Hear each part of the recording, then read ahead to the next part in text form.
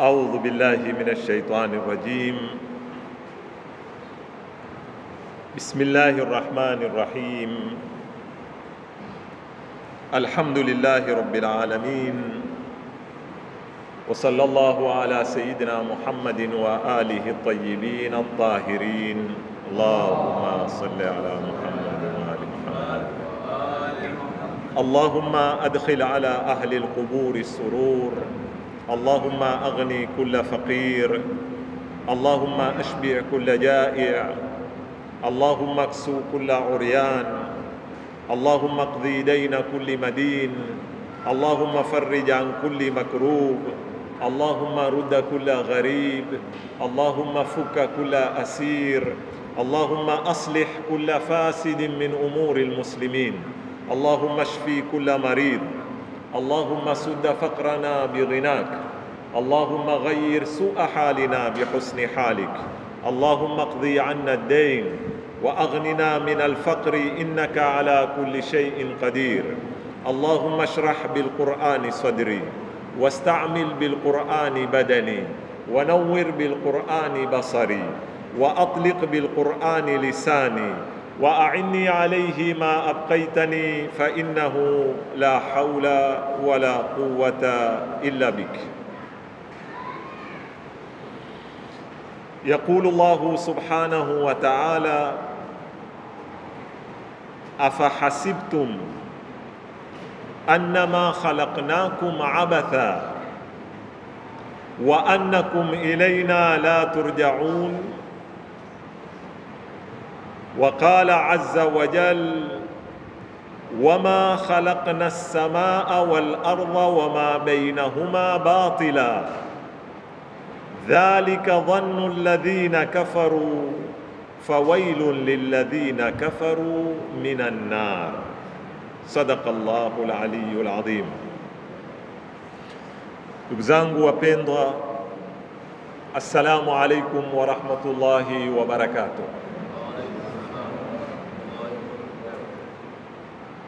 Tuko katika sehemu ya 5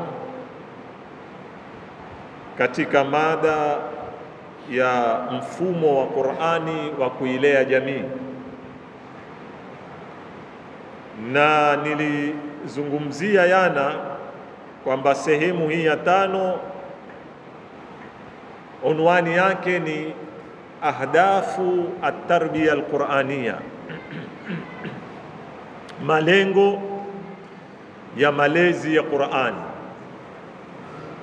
na nikawaambia pia yana kwamba masala ya malengo katika mfumo wa kimalezi na katika mifumo mingine yoyote ndio moyo wa kila kitu, bali hii dunia mzima aloiumba Mwenyezi Mungu Subhanahu wa Ta'ala, moyo wake ni malengo. Na ndio jana tukajadili kwamba upo uwezekano wa Mungu kufanya mambo kwa malengo, tukanena naam, na aya zathibitisha. Tukaja kwenye suala la pili, ikiwa kuna malengo, je, malengo yale ni kwa faida ya nani? Ikiwa tutanena ni faida ya Mwenyezi Mungu, wa hasha lillah, itakuwa sasa Mwenyezi Mungu ana upungufu, na ndio akataka malengo. Lakini tukathibitisha yana kwamba si katika aina ya malengo yanaomrudia Mungu, ni aina ya malengo yanaomrudia mlengwa aliyeumbwa, yani mimi na wewe. Haya aliyazungumza kwa urefu. Sasa tukitaka kumzungumza mwanadamu, kabla ya kuingia kwenye malengo, yana nilikoma hapa kwamba tunapousoma ulimwengu, ardhi, jua, nyota, wanyama, kabla ya mwanadamu, bahari, miti, kila kitu kinachoingia chini ya neno ulimwengu Na hii nikawaambia ni mambo yamethibitishwa na sayansi, bali na kuthibitishwa na dini. Utayapata mambo haya yote yako kwenye mkoyongo, simandia Waswahili, yashuka mkoyongo mmoja, mtindo mmoja, kama zefe zinazotembea kwa pamoja, kwa ile nidhamu iliyopangwa pale ndani. Na ndio pale Firaun alipomuuliza Nabii Allahi Musa na Nabii Allahi Harun, waman rabbukuma, huyo mola wenu mlezi ni upi? Aliwajibu ye, qalu au qala rabbuna alladhi a'ta kulla shay'in khalqahu thumma hada, mola wetu mlezi ni ule alokipa kila kitu maumbile yake, kisha akakipa na mwongozo wa kutembea katika maumbile yale. Kwa hivyo una hidayah. Na katika aya nyingine suratul A'la, katika sabih isma rabbikal a'la, twasoma alladhi khalaqa fasawwa walladhi qaddara fahada, amezifanyia takdir. Ndio leo kwambia wa ayatun lahumush shamsu wa ayatun lahumul laylu, kisha mwisho Mwenyezi Mungu akatwambia dhalika taqdirul azizil alim. Ndio qaddara fahada, zatembea katika zipimo. Wal qamara qaddarnahu manazila hatta aada kal, mwezi pia umewekewa zipimo za kutembea. Hapa ndipo tulipokomayana kwa lugha nyingine, hiyo lugha ya kisayansi. Sasa na sayansi atakwambia mwezi watembea, una daraja za kutembea, una degrees, tumia maneno utakao kunena. Kwa lugha ya Qur'ani na lugha ya kidini, zote ziko kwenye kuabudu. Hizi zote ziko kwenye nini? Kumwabudu Mwenyezi Mungu. Yale mai ya kiaa na kufuma, ule muyao wake na kufuma kwake ni ibada. Jua likitoka na kutwa, kule kutoka kwake na kutwa kwake nini? Ni ibada. Jua linavotembea, mwezi unavotembea, ardhi inavozunguka, zote hizi ni nini? Ni ibada. Pengine utashtuka, ibada vipi ustaz? Mimi nataka kukuuliza kwanza, wewe katika taswira yako wafahamu nini maana ya ibada? Maana moja ya ibada ni kutii. Unapomwambia mtu mimi ana abdun laka, mimi ni mtiifu kwako, yani nafuata amri zako. Kwa hivyo ibada inamaanisha kufuata kanuni. Na Mwenyezi Mungu kabla hayatuwekea sisi sharia za kuswali na kufunga, hunu ulimwengu ameuwekea kanuni. Jua lina kanuni zake, latembea kwa mujibu wa kanuni alizoziweka Mwenyezi Mungu. Ndio hiyo a'ta kulla shay'in khalqahu thumma hada alla fasawwa wa qaddara fahada. Kwa hivyo jua linavotembea katika muongozo ule wa Mungu, huwa liko kwenye kufanya nini? Kumwabudu. Kuabudu si lazima kurukuu wala kusujudu. Kuabudu ni kufanya kitu kinachomridhisha unayemwabudu. Kuabudu ni kufanya kitu kutii kanuni za unayemwabudu. Kwa hivyo jua linavotembea, latembea kwa kanuni za nani? Za Mwenyezi Mungu. Kwa hivyo la muabudu. Na ndio utakuja kuzifahamu zile aya sasa. Katika suratul Jumaa tusoma hii sisi. Kianza suratul Jumaa, bismillahir rahmanir rahim, yusabbihu lillahi ma fi samawati wa ma fil ard almalikil qudus. Sasa wewe katika taswira yako umezoea, ukisikia yusabbihu umezoea tasbihi, yani sharti hunena subhanallahi subhanallahi subhanallah. Na tasbihi si lazima kunena kwa mdomo subhanallah. Tasbihi ni kumtakasa Mungu kwa kumthibitishia uungu wake na kufuata amri zake. yani ni maana ya kuabudu. Kwa hivyo mbingu na ardhi zote ziko kwenye nini? Yusabbihu lillahi ma fi samawati wa ma fi al-ardi al-malikil qudus. Hiyo ni suratul Jumaa.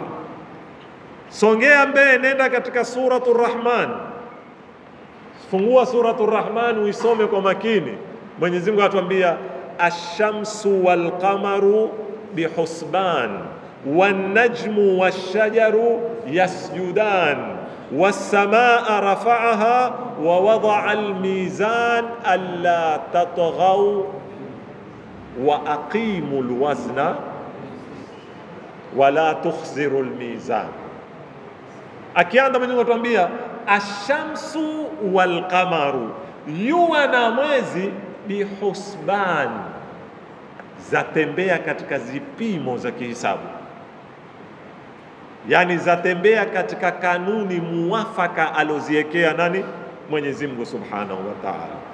Wanajmu, na mimea mitoto isokuwa na kigogo, washajaru, na mimea mikubwa yenye kigogo, yasjudan, yote iko kwenye kumsujudia Mwenyezi Mungu. Si sijida hii uiwa wewe ya ziungo saba.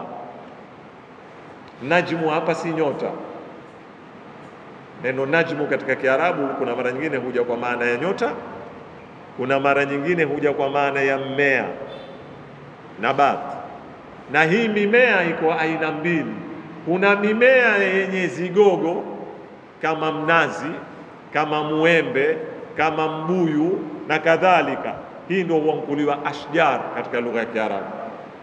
Ama mimea ambayo haina zigogo zile zinene kama muyungu, mboga hizi huitwa nini? An-najmu.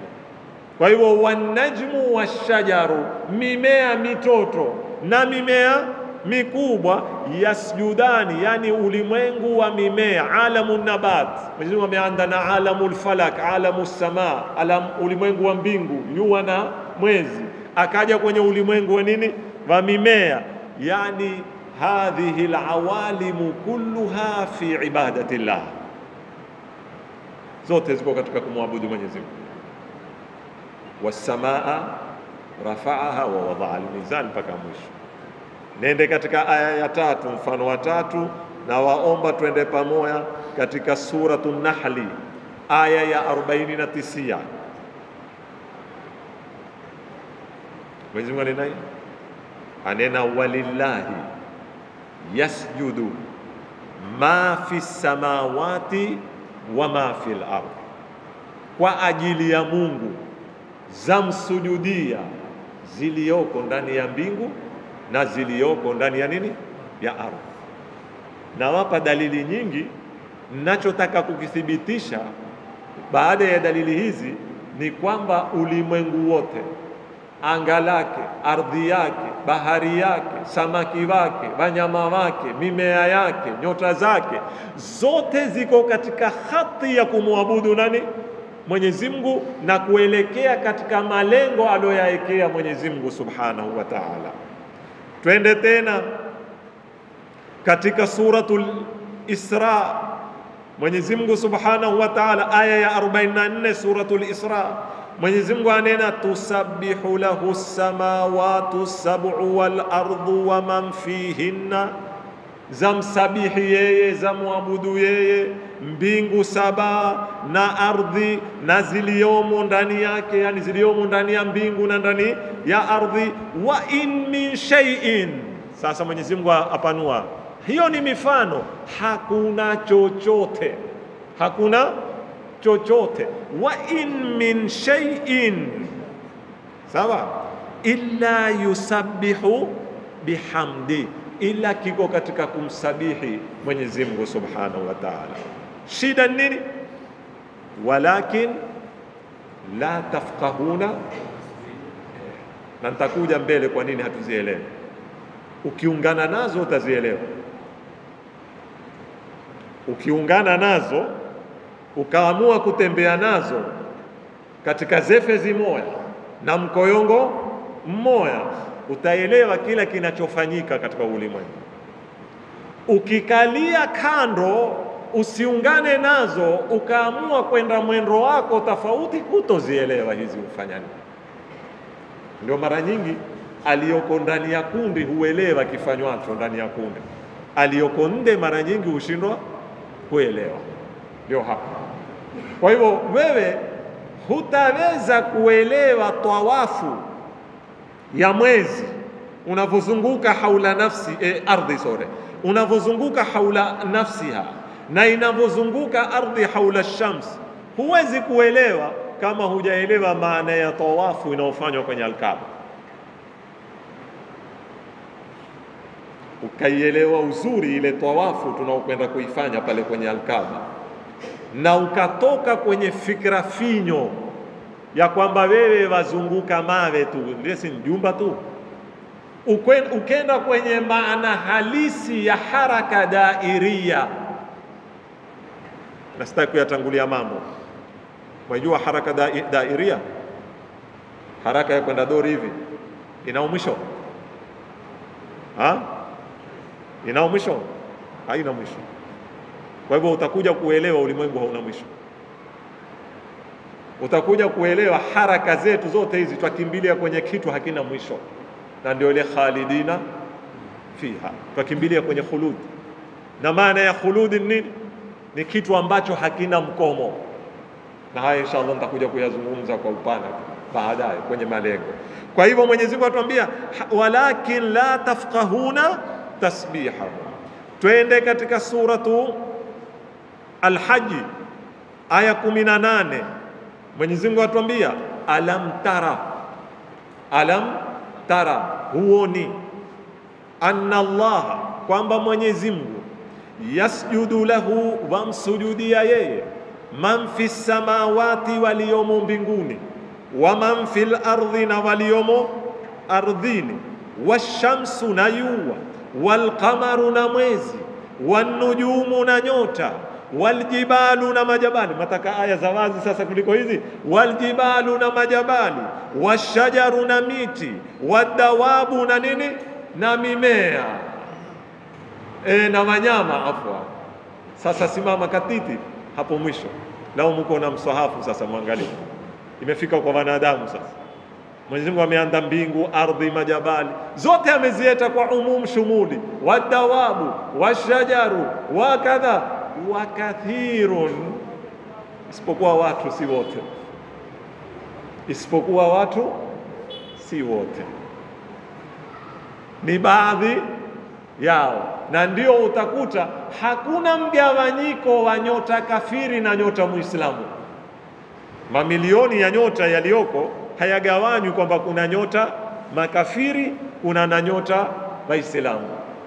Hakuna bahari kafiri na bahari Muislamu. Hakuna mimea kafiri na mimea Muislamu. Mmewahi kusikia hiyo? Mimea yote ni Waislamu. Wanyama wote ni nani? Ni Waislamu. Bahari yote ni nani? Ni Waislamu. Nyota zote. Lini huanda kafiri na Muislamu?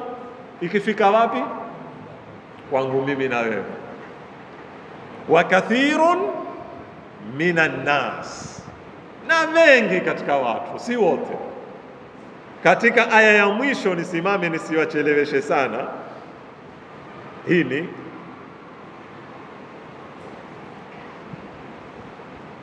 Mwenyezi Mungu atuambia katika suratul Hajj hiyo sijaimaliza.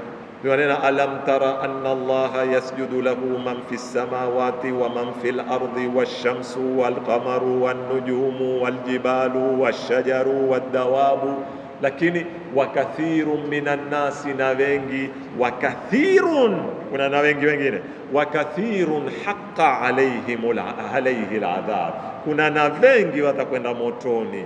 Wa man yuhinillahu fama lahu min mukrim inna Allaha yaf'alu ma yasha, amezotwezwa na Mungu, hana mwenye kumtukuza.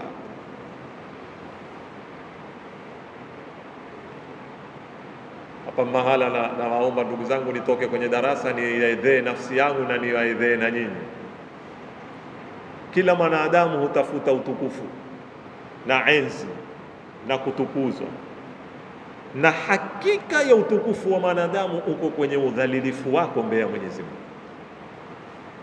Kila utakapokujidhalilisha mbele za Mwenyezi Mungu, ndio kwa kadiri unavyojipa ezi mbele za waja wengine.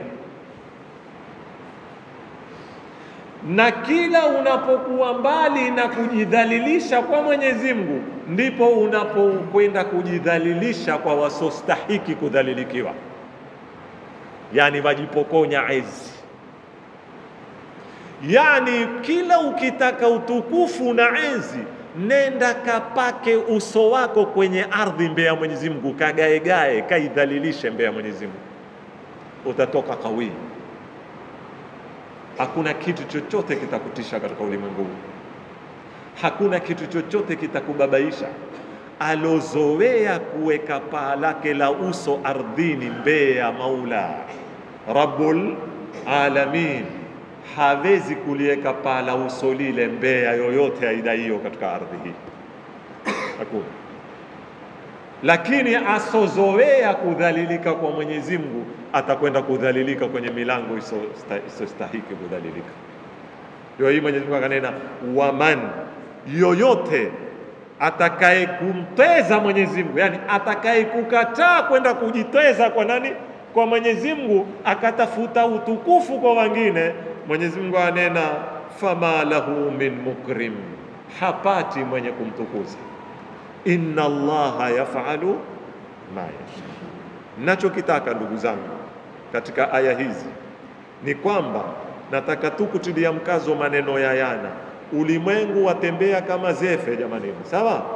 Kutoka mwanzo wake mpaka mwisho wake, wote umeumbwa katika kumwabudu nani?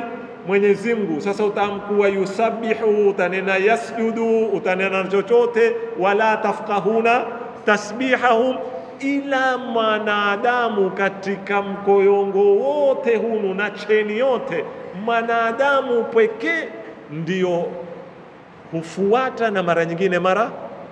Kwa nini? Kwa nini mwanadamu? Na hapo huya suala, kuna watu wengine yakiwatia dhiki mambo, manake masuala mengine hayatafuti majibu, masuala mengine hukuelezea hali ya kinafsi ya mwenye kuuliza. Utasikia mtu hukwambia, ye Mungu naye ndani kutuumba namna hii, kwa tupeka peponi tu mara moja kwa moja. Si yako swala tu kuile. Sasa Mwenyezi Mungu angelituumba tu direct paka wapi? Peponi. Wani tu nikadha.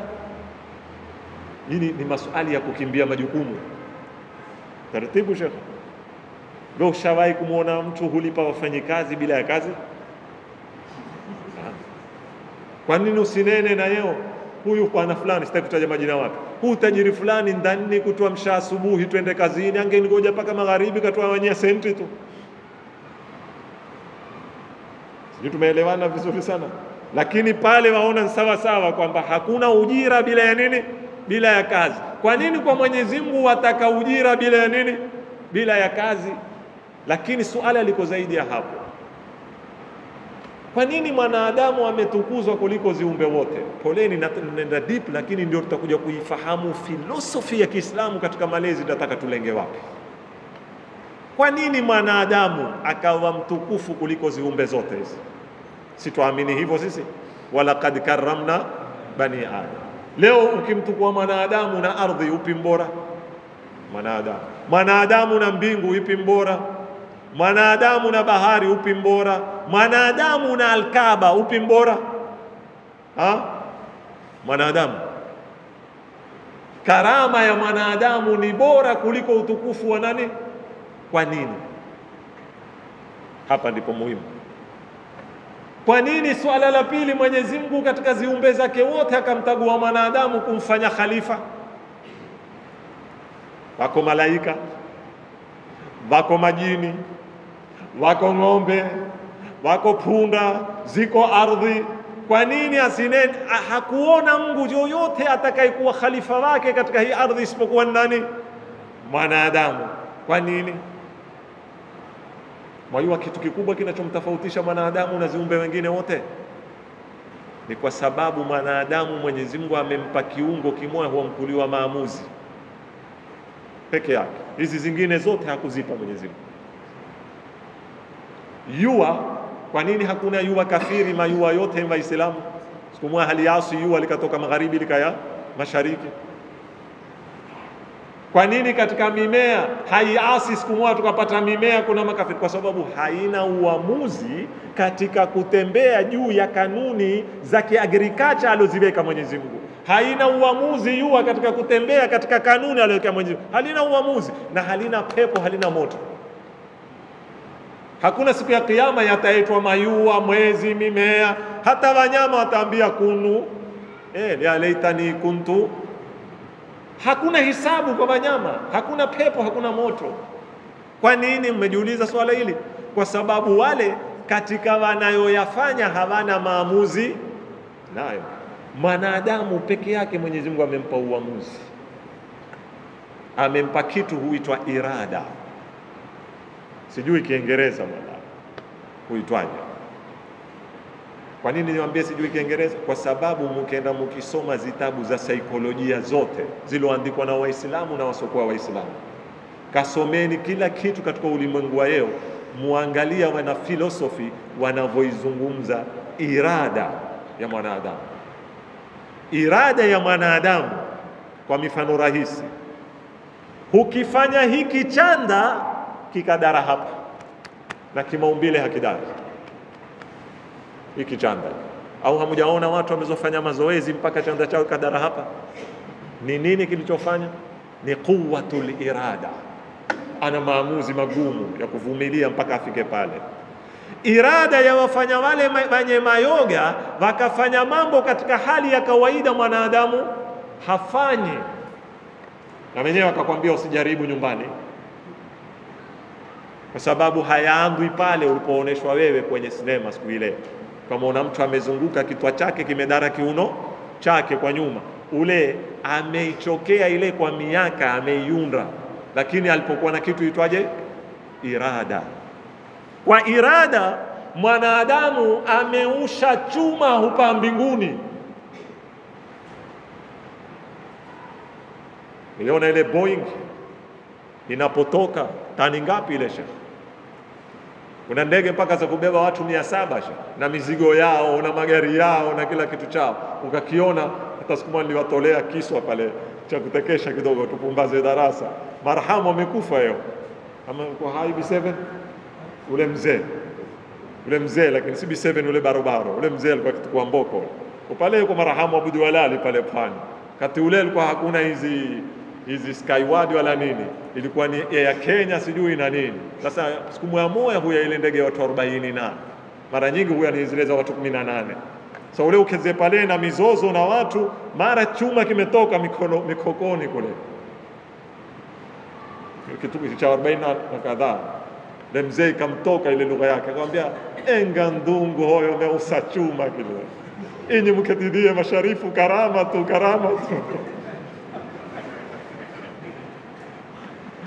Enena enga ndungu umefanya nini? Meusa chuma kile. Chuma kimeata anga shaka chendrao kile. Mtani ngapi kile? Ile nini? Quwwatul irada. Ule alifanya mara ya kwanza haikuwa, karuka nayo, pengine kaanguka kafilia mbali. Kaya nyingine kamuona ule mtani wake amekufa, lakini na yeye huyawaona tungu wanavyoitosa kwenye mai mpaka wakapita wakahakikisha kumekufa tungu 100, lakini mwisho umefanya nini? Ile ndio tunaita quwwatul irada. Na hii saumu tunayoifunga kinachotafutwa ni hiko jamanini, la'allakum tattaqun, ni kujenga nguvu ya maamuzi yako. Ikijengwa, simandi ya Amirul Mu'minin Ali bin Abi Talib asema, atazamu annaka jurmun saghirun wa fika tawal alamul akbaru. Wewe waiona ni pumba toto. Kilo ngapi? Toa nyama iliyoko hapa yote wezanye sokoni kilonga, mifupa yote kilonga. Ukimtia thamani mwili wangu wote ni kilo 60 mimi. Mifupa yake, damu yake shilingi 1500 1600. Lakini ulimwengu wote na ukontrol mwanadamu umeukunda na nini sura taka kuzea hapa yeye wewe Simanda zamani ukitoka wewe utakupiga simu mando ukusanye chenji uzenge shilingi mpaka wende ukashike foleni posta uande kukoroga upate operator mpigie ule apigiwe simu si ya nyumbani kwao endea kankulive aye sijui afanye. Sasa wewe uketizie huzungumza naye mtuko wa Amerika na nini hapo, wewe yaona yale mambo matezo yale madogo yale hakuna waya tu. Simadele jamaa upita kwa wapi yale? Angalieni yale mambo uzuri. Yote yale nani? Mwanadamu ambaye amepewa ilmu qalil. Wama utitum min alilmi illa qalila. Hiyo alikuwa akituelezea Abdul Basit ile wa'allama Adama al-asmaa, ndio akaambiwa malaika wafanye nini? Sujudu. Kwa sababu hiyo akatauliwa yeye mwanadamu akaeka. Lakini ilipokuwa mwanadamu apewa kiungo cha irada, ndio kulipatikana kathirun minhum kafirun wa kathirun minhum muslimun. Ilipokuwa hizi zingine hazina irada, hakukuwa na waislamu na makafiri, zote zilikuwa waislamu. Ni mwanadamu alikuwa na maamuzi. Kwa nini awe na maamuzi? Kwa sababu huwezi kukilelea kitu kukiandisha sufur mpaka ukifikishe katika ukamilifu, mpaka kiwe na maamuzi, na maamuzi ndiyo yajenga pole.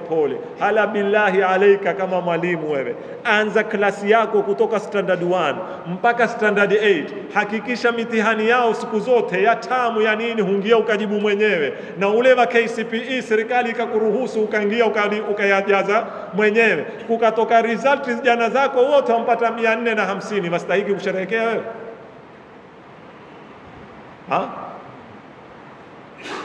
Paka yale masuala ya shule ya KCPE pia ukawatoa vijana wote nyinyi ndani mkalale nyumbani, ukaketi wewe na ukafanya nini? Kaziaza zote. Kisha ukatangazwa leo number 1 Kenya mzima ni skuli A, wote vijana zake wampata 450. Utatoka barabarani uteze ngoma? Kwa nini? Kwa sababu hukuwa na maamuzi, hukuwatia vijana maamuzi, hawakuwa na mchango wowote katika lile. Kwa hivyo hukuwalelea wale vijana, hawana malezi wale. Malezi yapatikana hapo. Sasa mwanadamu ndio alihitaji malezi, hawa wengine hawakuhitaji malezi. Mwenyezi Mungu aliporudi, narudi kuwasomea aya. Mwenyezi Mungu atuambiaje? Tena uliza swali, alam tara, alafikiriani jamani, hamuoni nyinyi anna Allah, huyu Mwenyezi Mungu, yasjudu lahu, umsujudia yeye nani? Man fi samawati, zilioko mbinguni zote, timon mshuko mmoja, wa man fil ardh, na zilioko ardhini zote, mimea, bahari, majabali, zote humtii Mwenyezi Mungu. Mivua nini? Washamsu, na jua, walqamaru, na mwezi, wanujumu, na nyota, waljibalu, na majabali, washajaru, na mimea, wadawabu, na wanyama, zote ziko kwenye kumtii. Alam tara, uone? Humoni manadamu peke yake ndio kuna ndia mbili? Wa kathirun minan nas, na wengi katika watu humsujudia Mwenyezi Mungu. Wa kathirun haqa alaihimul adhab, na wengi katika wao watakwenda motoni. Ndipo hapa napenda sasa turudi pamoja tuisome suratu Shams,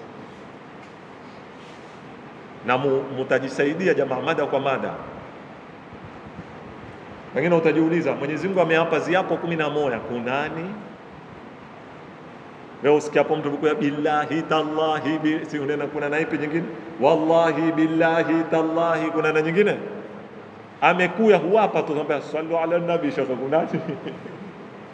Kunani? Sasa angalia Mwenyezi Mungu, washamsi, nisaidiani pengine hifadhi yangu itanipotea. Washamsi wa duha, cha kwanza hicho, na nzivili hizo ni mpandamanisho wa ziapo zivili. Kuna washamsi na nini? Wa duhaha, wal qamari wan nahari, nne hizo sio? Wal layli, kisha was samai wal ardi, nani tena? Wa nafsin Angalia ziapo, na kila kiapo ndani kina ziapo zingapi? Ziwili jamani. Tukakwambia ni 11 qasaman takriban, kama sikukosea hisabu. Ziapo 11. Siyui, siyafanya uchunguzi, sitaki kudai kitu ambacho sina hakika nacho, lakini hala najijaribuni, pako mahali penye Qur'ani pameandamana ziapo zingi kama hapa? Ziko, lakini zimefikia idadi hii 11. Na Mwenyezi Mungu ameapa kama hii aya, amekuanda kukusafirisha kwenye mbingu, washamsi walqamari, akaja akashuka paka kwenye ardhi, akaja akaapa waljibalu washamsu wadawabu, paka akafika kwa mwanadamu akanena wa nafsin wama sawaha. Amefika kwenye nafsi ya mwanadamu akaziwata. Sasa kinayua ataka kukwambia nini? Zote ziko kwenye kutembea kumwabudu Mwenyezi Mungu isipokuwa hii nafsi. Kwa nini?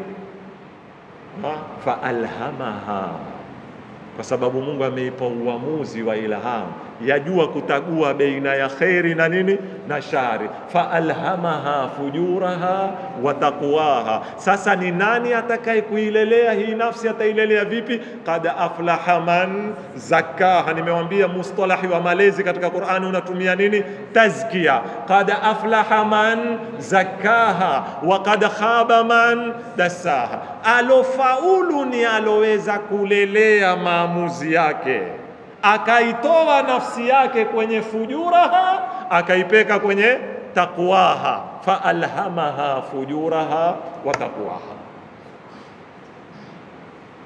Maiona Qur'ani jamani inavyo tuunganisha katika msafara.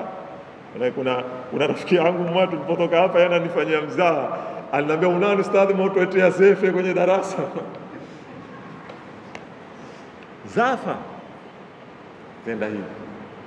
Sasa As-Sayyid au Sheikh, sijui ni Sayyid Aman Muhammad Taqi Al-Mudarrisi, yuko hai huko Karbala katika maraji wa asr. Ana kitabu anakiita Al-Ba'thul Islami, mwamko wa Kiislamu, mfufuo. Baatha si yaumul ba'th, ni siku ya kufufuliwa. Sasa yaita Al-Ba'thul Islami, mfufuo wa Kiislamu, mwamko wa Kiislamu. Asema mageuzi, malezi, nena lugha utaka, lengo lake ni nini? Naja kwenye malengo. Lengo lake ni nini? Ni kumregesha mwanadamu kwenye swafu ya zefe wakati akitoka. Kwa lugha rahisi ni kumregesha nani? Sio wana ule mtungaji utukuzie kundi la ng'ombe 500 na huku watukuzie hulinda, mara utamwona ng'ombe mmoja amefanya nini? Ametoka kwenye zile zefe, kwenye ule mkoyongo. Kwa hivyo wewe kazi yako ufanye nini?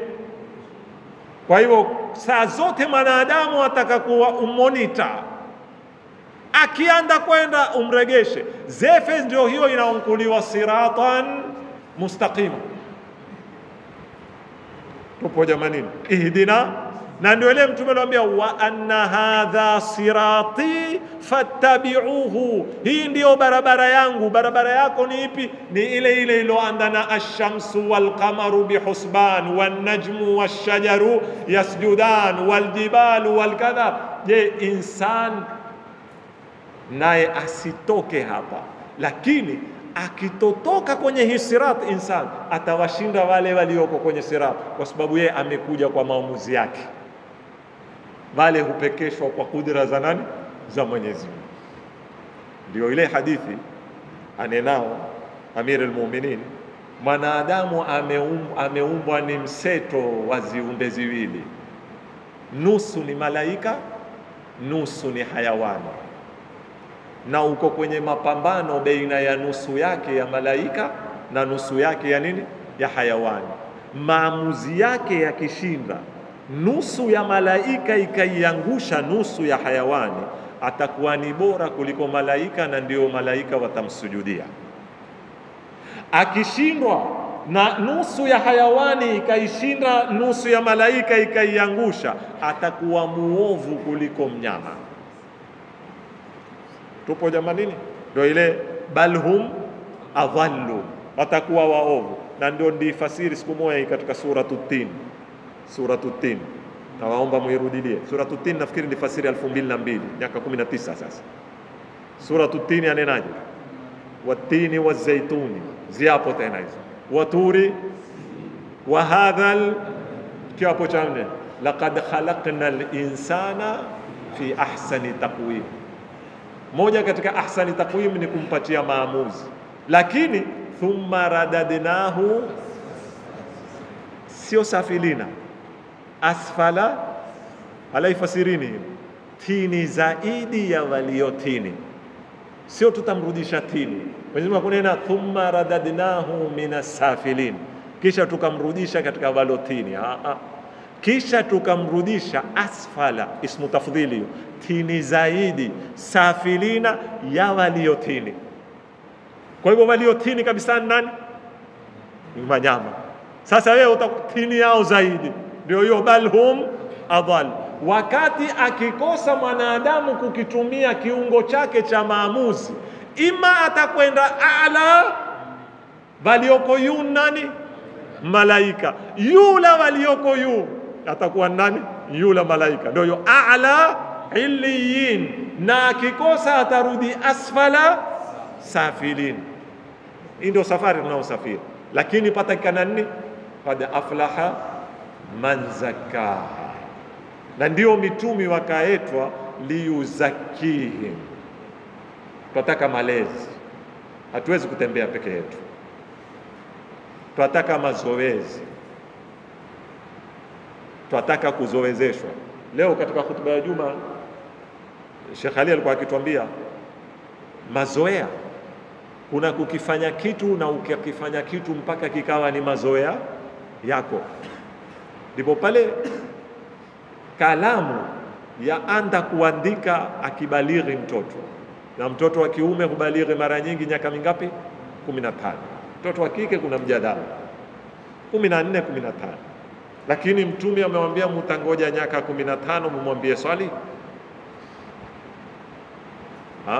Mwezi.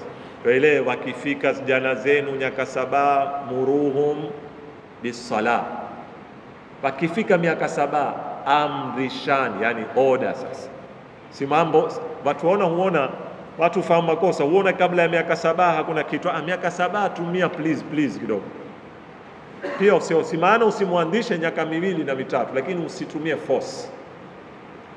Akifika 7 tumia amri sasa, order. Kama ile order ya saa 4 kalale, kesho skuli. Sio ukitumia hivyo pale hakuna kucompromise. Baba ngoja bado pati moja tu. Hakuna kesho.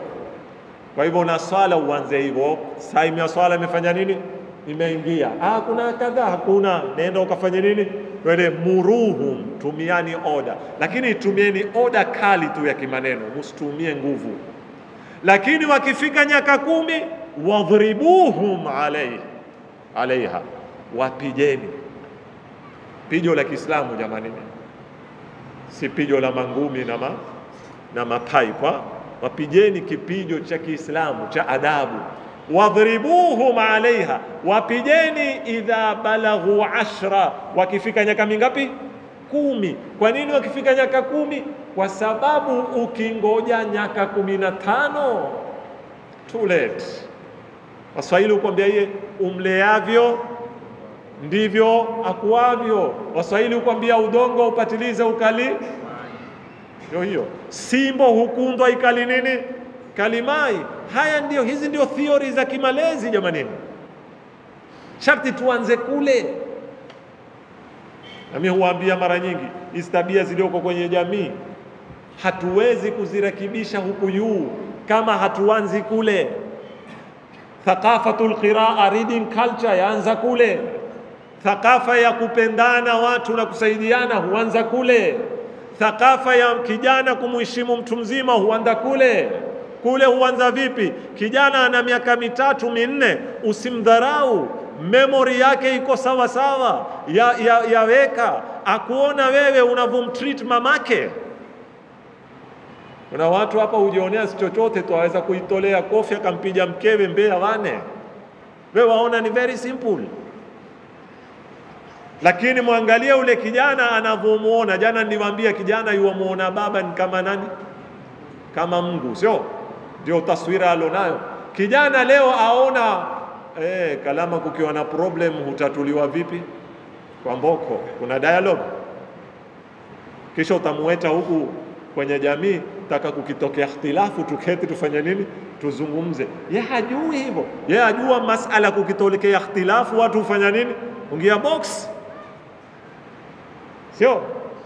Ukaanza kutiana kwa makonde, kwa sababu hivyo ndivyo amemuona baba na nani na mama. Hata sikupigana tu, anaona ile lugha ya kistaarabu inayotumika baina ya babake na mamake wakati wa kukhtalifiana. Niwahi kuambia hapa, kuna watu wengine wakikhtalifiana nyumbani, ombe nenda kalale takuzungumza na mamako. Matasikize kama mambo si sensitive hivyo, waenda kalale. Kama ni ikhtilafu za kikawaida nyumbani, utaka kuzungumza, aone kijana kwamba mambo dunia si smooth hivyo. Toe yale mawazo ya kimalaika na ya kihuru laini kwamba mambo yako smooth tu. Asione tu pale nyumbani nzikuba na udi na podini. Aone pia kuna na saa nyingine pia huwa hakuna zikuba wala hakuna nini, hakuna udi, huwa hali mbaya pia, na ndio life ilivyo.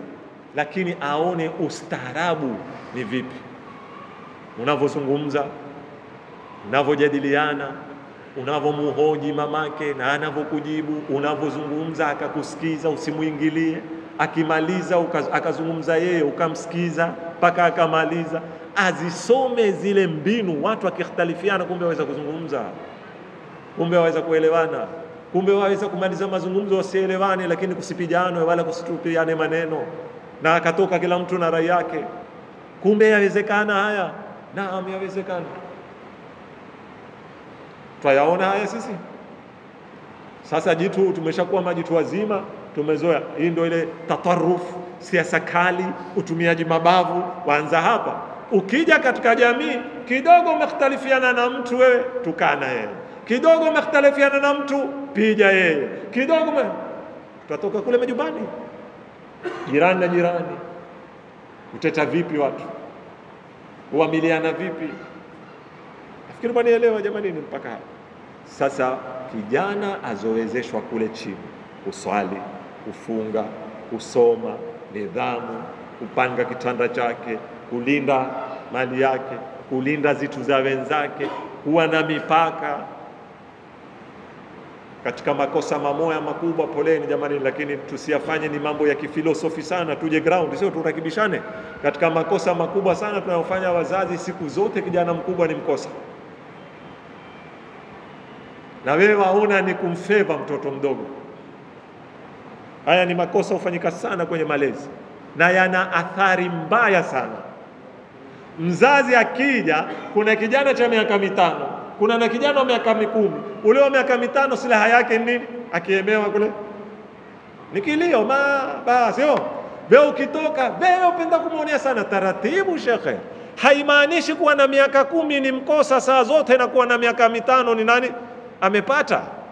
Haimaanishi hivyo. Sikiliza kesi,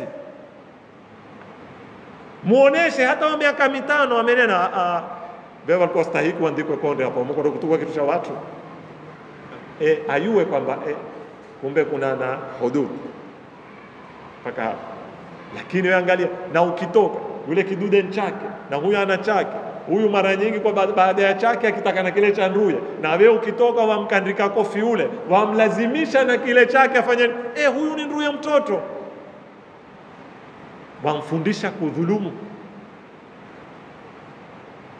Ni dhulma ile imefanyika pale kwa lugha toto, kwa sababu wewe una uhalali pale wa kufanya utakalo, lakini katika zipimo za Mwenyezi Mungu wewe ni dhalim.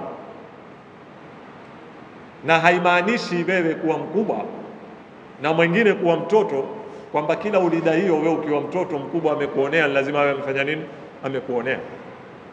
Pale ndio huanza ushaufu, pale ndio huanza kuzia ule kijana na kutakaza watu siku zote.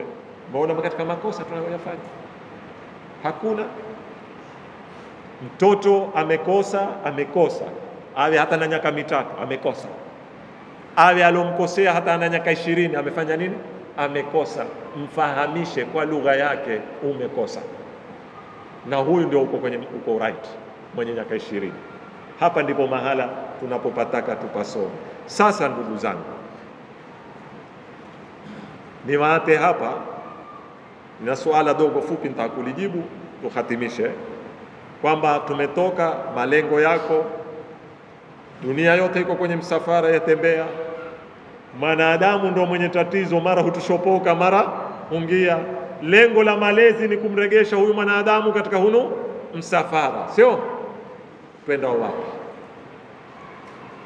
Msafara wenda wapi? Ile sirata barabara, sio yenda wapi?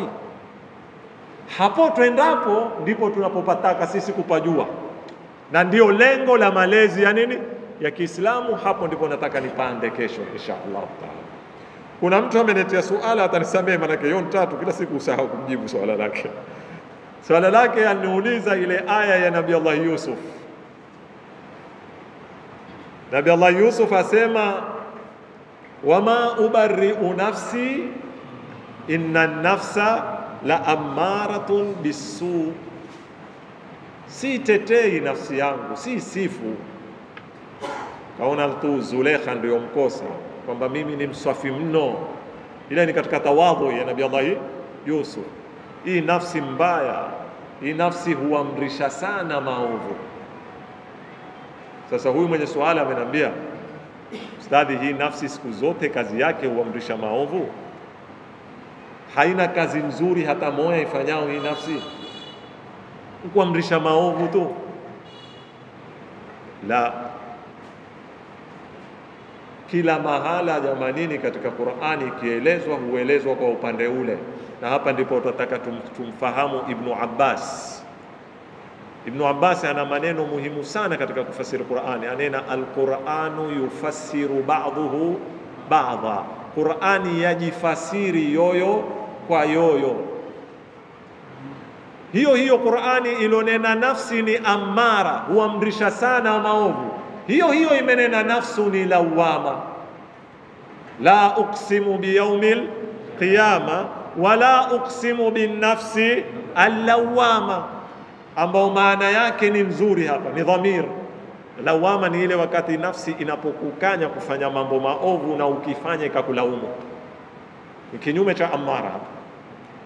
Hiyo Qur'ani imekuja kutuambia, ya ayyatuha nafsul mutmainna irji'i ila rabbiki radiyatan mardhiya. Kwa hivyo kuna nana an-nafsul mutmainna, ala bi dhikrillahi tatma'innul qulub. Kwa hivyo nafsi moya yafanya kazi nyingi. Mkono ni mmoja, lakini mara waandika na mara wachora na mara wapaka. Wagawanywa mikono, kuna mikono mitatu, na kihakika hugawanywa kazi za mkono, haugawanywi mkono. Mkono ni mmoja, lakini mkono ule ukiandika tauambia ni al-yadul katiba, mkono wa nini, wa kuandika. Ukichora, si kuna tofauti baina kuchora na kuandika jamanini? Ukichora tutauambiaje? Al-yadur rasima. Ukipaka rangi tutauitaje? Al-yadu sabigha mathalan, au as-sabagha. Sasa kuna mikono mitatu, mkono ni mmoja, lakini una kazi ngapi? Tatu. Na nafsi ya mwanadamu ni moja, lakini nafsi ile mara huja ikafanya kazi za amara, mara huja ikafanya kazi za lawama, mara ikaja ikafanya kazi za mutmainna. Na ni katika stage za malezi unavoilelea, hupanda stage baada ya stage mpaka ikafika mwisho, level ya mwisho. Umenifikisha kabla sijataka.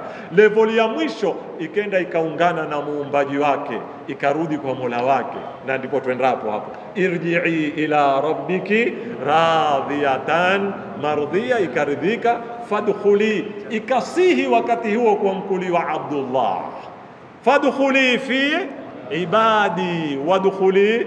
Ukishakusihi kwa mkuli wa Abdullah, sasa nafasi ya watu wa kuketi na Mungu hana mahala pake special, anapokea wageni wake wapi?